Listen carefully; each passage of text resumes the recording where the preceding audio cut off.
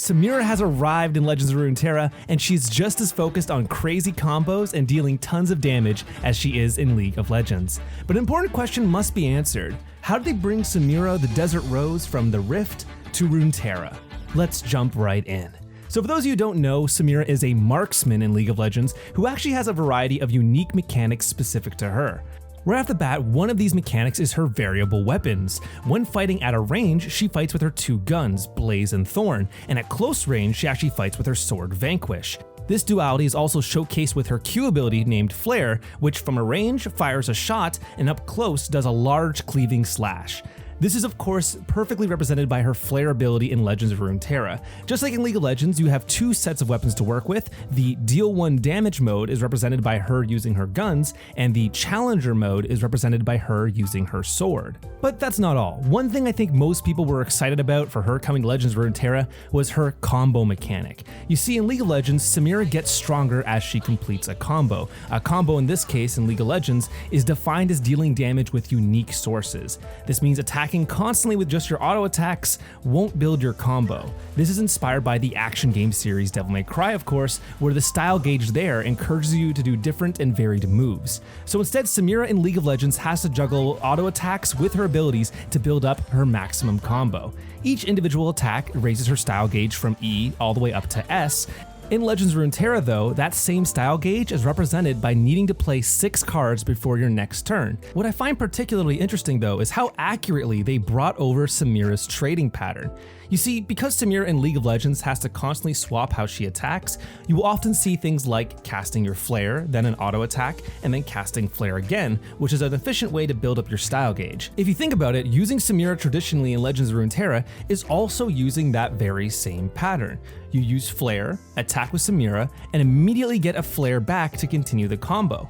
This combination perfectly sums up Samira's overall combo system. Now, speaking of that combo system, another cute touch the Runeterra devs added was naming many of Samira's followers and spells after the style system. You've got the Elegant Edge for E, the Daring Demolisher and Dashing Dandy for D, the Brazen Buccaneer for B, and the Adroit Artificer for A, and then lastly, Stylish Shot for S. They even have Father Fury, which is for F, which is actually a direct reference to the hidden letter of Samira's style gauge. Now, most interestingly though, all the letters from F to S are represented except for C. This probably means that we might have one more card coming in the upcoming variety patches or in future expansions of Set 7. But speaking about what's missing, let's talk what else is missing from her League of Legends kit. Most predominantly probably is her Blade Whirl, which negates incoming projectiles as she can shoot them down out of the sky. As a stretch, we could say this is represented a bit by her champion spell, All Out, which gives her attack and health, but that's admittedly a bit of a reach.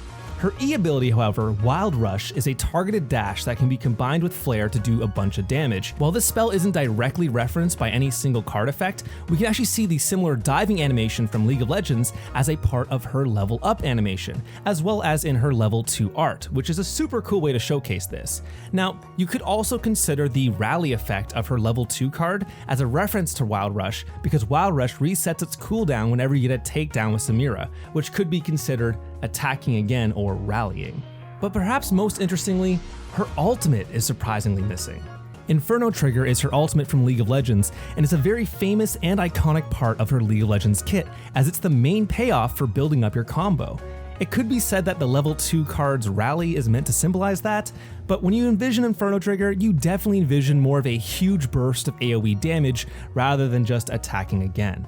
So I guess the question for all of you at home, what would you do if you had to design Samira's ultimate as a card? How crazy would you make it? Would you tie it directly to the champion, or would you make it a standalone card? Let me know in the comments below. Nevertheless, it seems like Samira is quickly becoming one of the most powerful and exciting cards to play with this expansion. They did an amazing job bringing over a lot of Samira's combo systems and even her trading patterns into Legends of Runeterra, but I'm excited to see if they manage to finish that cycle of lettered cards, as well as maybe giving her ultimate from League of Legends. Anyways though, thank you everyone so much for watching. If you had someone else you want me to sort of look through and take a design analysis at, please go ahead and let me know in the comments below. Otherwise though, I will see you all later. Thank you again so much for watching. Peace out.